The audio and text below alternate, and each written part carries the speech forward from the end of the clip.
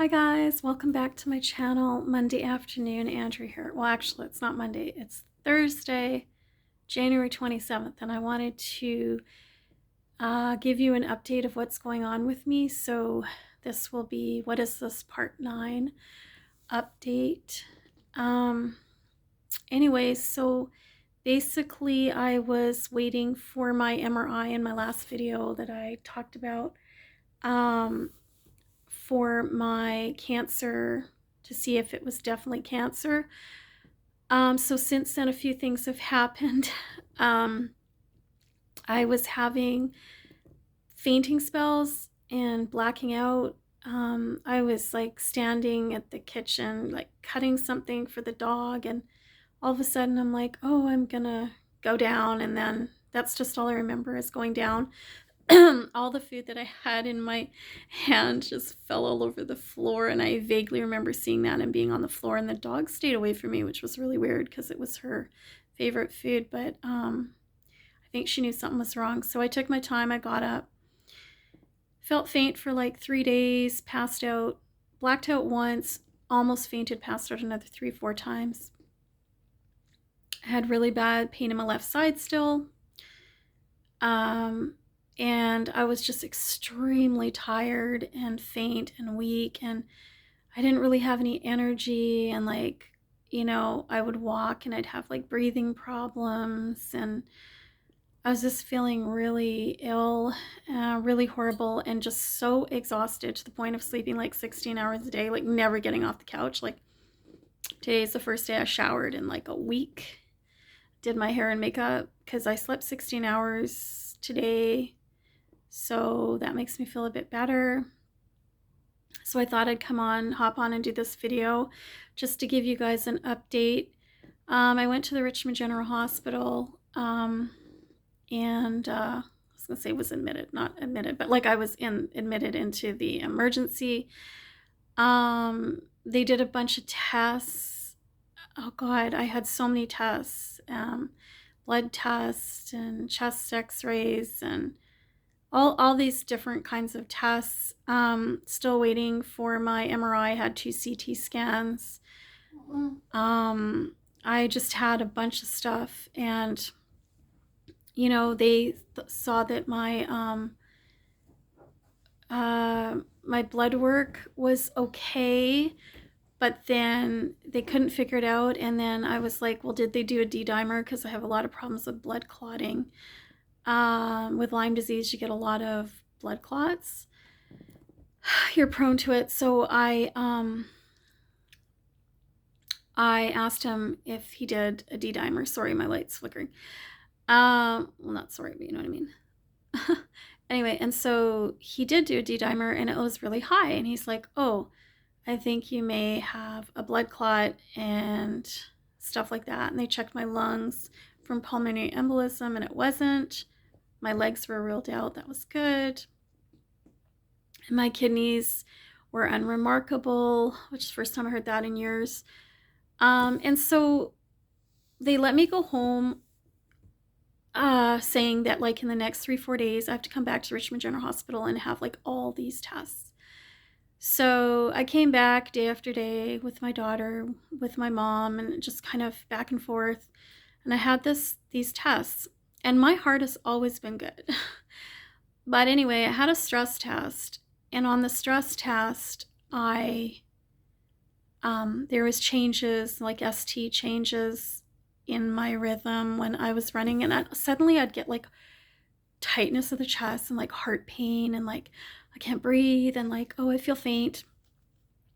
And so like they got me up there like really running and like really going crazy. And so my blood pressure, oh yeah, when I came in the Richmond General Hospital emergency the first day, my blood pressure was like 180/99, and my pulse was 91. Like it was super high. That's the highest it's ever been in my life. I've always had low blood pressure or regular, so that was really weird. So they kept that in mind too, and there was some changes noted on the test. And, he's like, oh, we got to do more tests. So I keep going back and forth to Richmond General Hospital doing some more tests. I have another one on Sunday. They're checking my I can never say it. carotid artery, I think it's called, to your heart, like on either side of your neck and stuff. They're doing it's like in the neck. Um, Anyways, so today me and my daughter were just kind of sitting here, and I noticed my doctor called, and I'm like, oh, that's weird. And the Richmond General Hospital called, for remind me of my appointment on Sunday for my neck. And then I think there was another, like my MRI was set up, and then I'm waiting for a heart appointment, and then another MEB test. This time it's going to be like 5 hours with like dye, like running and eating fatty foods. And like, so anyway, I was like, oh, that's weird. Why would he call? And so I called back the number. It was like his private cell phone number from home. And I was like, oh, that's really weird, because he would only call from there if like something was wrong. Like usually just calls from the office. And then, so he called, and he's like, he didn't leave a message or anything. So I called the number, and then he called me back, but I didn't get it. And then I phoned the doctor's office, and I was like, oh, I think he left a message saying like, call me, or like leave a message with the doctor. So I went back to the doctor. So I was like, oh, Dr. Ahmed wants me to call him, and like, I'm supposed to call you to tell you, like, you can call him and tell him to actually call me, like I'm home, blah, blah. And so he did. And I don't remember much of this. Like, the beginning, it was like I was sitting there on the couch with my daughter, and she was kind of just like listening, and like I was listening, and I was like, oh, hey, like he was on speaker. I was like, hi, Dr. Ahmed, like, how are you? He's like, oh, good, how are you? And then I'm like, I'm okay. And I still have this pain on my left side that's been going for a long time, and possible tumors, but we don't know if the cancer is not in my pancreas and my liver, and like, all these digestive issue problems, and like, oh yeah, and so like I'm probably stuttering a little bit, but like lately I haven't been able to think or like comprehend things. I've been really confused and not understanding like simple words. Like I can't get my thoughts, like my sentences together. And I don't know, I just found that really weird too. I was like, what the hell is that? Like, it's so weird. Maybe it's because I'm really tired, but there is a reason for it, which I found out. So it was kind of nice to have an answer. So anyways, he starts talking, and he's like, yeah, and he's like, I just want to talk to you about your test results. And I was like, oh, okay. And I'm listening, my daughter's listening. He's like, you have ischemic heart disease. And I'm like, what? I was like, what do you mean? And he's like, yeah. And then I'm like, oh my God. And my daughter's like, oh my God. And then he's like, usually like it's for older people. Like this is very rare, because like I'm only 53, like just turned. Like, I'm like, what do you mean? And then he's like, yeah, it's like lack of oxygen to the brain or to the heart, and lack of blood flow, and lack of oxygen to the brain, and lack of blood flow. And I'm like, okay, that explains a few things, and all the pain that goes with it, and like the blacking out, and like you've got damaged heart tissue. And I'm like, what? And he's like, yeah, that's good, you're on baby aspirin, but like, we've got to check your cortisol and do more blood work, and like maybe get you on meds, and like you have a blockage. And I was like, he's like, it's a definite blockage. And I was like, oh, blockage from what? Like, like where? Like what? It was probably my left side, Like he's like, yeah, we got to keep an eye on that, because this has been going on for like a year. So he's like, oh, it could be like a artery blockage, plaque, or it could be like where it's narrowing or whatever, or it could be like a blood clot. I'm like, he's like, your D-dimer was up. I'm like, yeah. He's like, but my legs were checked, they were clear. My lungs were checked, they were clear. My kidneys were checked, and they were clear. Yeah. And he goes, it could be anywhere from your head to your toe. And I'm like, oh my God. And I was like totally in shock. Like, ischemic heart disease? Like, I have that? Like, how is that even possible? Like, what?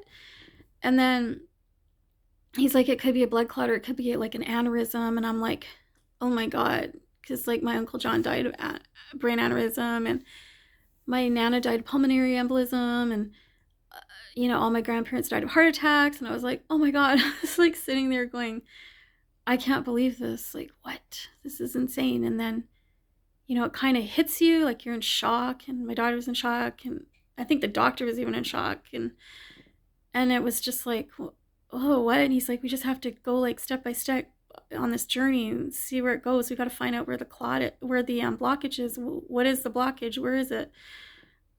See where we go. And I have these tests, and I'm like, and it was just all going. And then I was like, okay. And I was like, yeah. And like, I don't know, it just kind of hit me. And then like, I was crying. I was like, oh my God. And then my daughter was crying, and then we were hugging, and I was like, it just kind of sets in, I guess. And you realize like, shit, like I have this, like this is serious. Like I'm at high risk on my CRP test, blood test, and you have to take it easy and be really careful, and you can't have any stress. You're supposed to rest, keep on baby aspirins, get more tests, keep doing all these tests, and like you're worried about what you eat. And I just think God loves me, and God loves my daughter, and he's on our side, and like he's with me, he's with Tiana, he's with us, because I'm doing okay, but this has been going on a year, and like my body, like I'm working, like I'm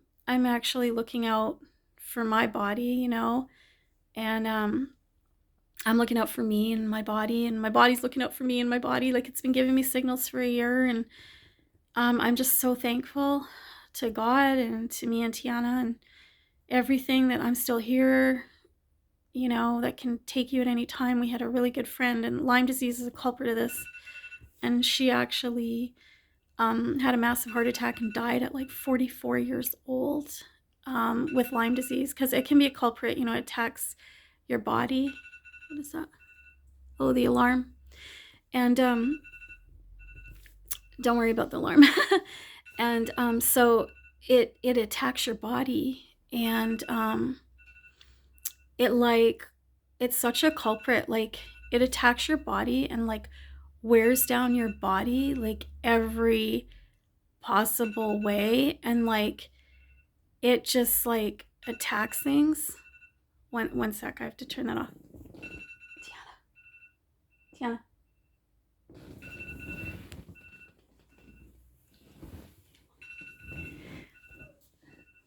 I just gotta turn the alarm off. Yeah. Thanks. And so so Lyme disease is like such a culprit, and like it attacks your body in every way, and like it just narrows it down and like makes you really weak, and like just attacks you and makes everything weak. And then our friend Gwen, she was like 44 years old, and she was kind of like getting better, I guess. And then like she just had a massive heart attack at 44 and died like in her sleep. And I'm like, what? Like, I don't know, Lyme disease wears on you, and it wears on your body and your organs. And I've had problems with all my organs, but I've never had a problem with my heart. My heart's always been my like go-to. I've been like an avid runner and like walker, and like I've never had a problem with my heart. So that was really discouraging and upsetting to hear that I have ischemic heart disease. Like what the hell, at 53. I have to be really careful now. It is a life-threatening disease. There's no sign of like you could have a heart attack, you could have a stroke, you could have a brain aneurysm, you could have a blood clot. So I just have to be really careful and take it easy and get lots of rest and have my aspirins and my meds and make sure I'm eating right and drinking right and everything else. And so anyways, I think Lyme is the issue that weakened it and did this. But also to like, I just thank God for it, because it's been a year, and at that time, like it could have happened at any time. Like I could have had that blood clot could move if it's blood clot. You could have a pulmonary embolism, or you know what I mean? Or you could have like a heart attack if the artery shuts, or to your heart or to your brain. You could have a stroke, or you could have an aneurysm if the vein, the pressure of the blood, and then it just bursts. So like all I can say is like, thank God, like I'm healthy as I can be, and like I don't smoke, I don't do drugs, I barely drink, I eat pretty good, I hydrate pretty good. I was exercising pretty good, but then like I don't know, lately I had to stop all my walks and stuff because of this. Like I was just so sick and I'm like out of breath. Like you can probably hear like even when I'm talking, I don't know. It's like you're just kind of out of breath. But I just wanted to do an update and let you know. So thank God I'm okay for now, and I'll keep you guys updated and let you know what happens. I go for a test on Sunday. They're gonna check my carotid artery in my neck. Then I have like one in my heart, and then I have a MEB test, that 5-hour exam, the stress test. I have it with dye. I have my MRI coming up. I have where I have to do like the heart exam and like run and then eat the fatty foods and run on the treadmill. And so there's a lot of things coming up, and I'm really hoping that February 26th is going to be a whole year since this started. I cannot even believe that. So I'm really hoping by February 26th I get some answers. But anyway, I just wanted to let you know and update you.